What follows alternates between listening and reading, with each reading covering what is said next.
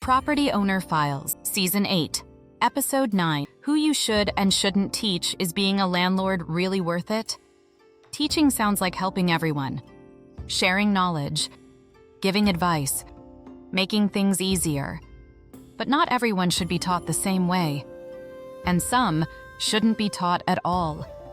Today's file is about who you guide and who you don't. Welcome back to Property Owner Files. Who you should and shouldn't teach. It's easy to assume that more teaching is always better. More advice, more content, more access. But experienced owners eventually realize something different. Not all guidance leads to good outcomes. Because teaching only works when alignment exists.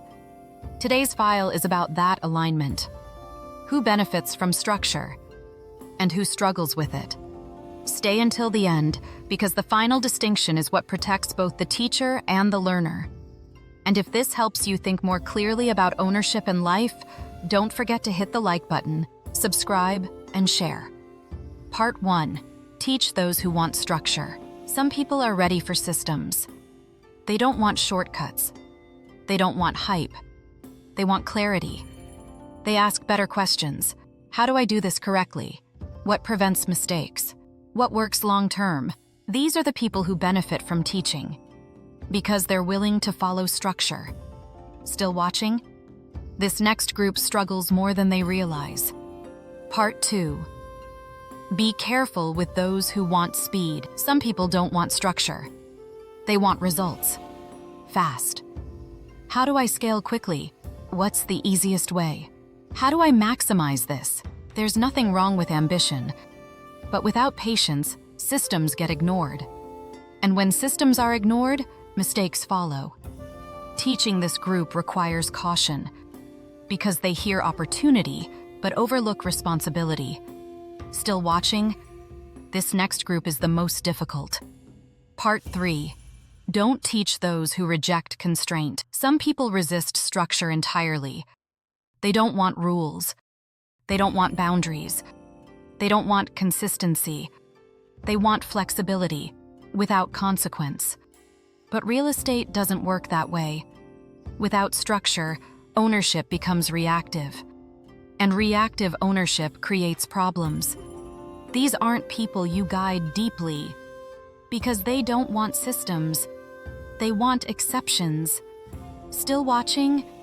This is where responsibility becomes protection. Part 4. Alignment matters more than access. Good teaching isn't about reaching everyone. It's about reaching the right people. Because when alignment exists, systems are followed. Decisions improve. Outcomes stabilize. But without alignment, advice gets ignored. Systems get broken. Mistakes repeat. So experienced owners filter.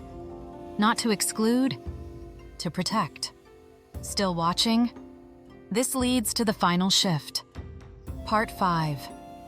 The real role of the teacher. The responsibility of teaching isn't to be available to everyone. It's to be useful to the right people.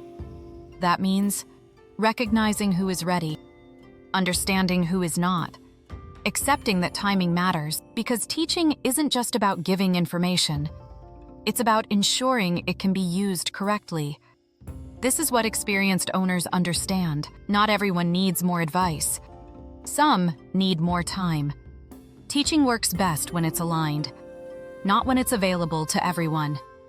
In the final file of the season, we step back and define what you actually leave behind when all of this is done. This is Property Owner Files.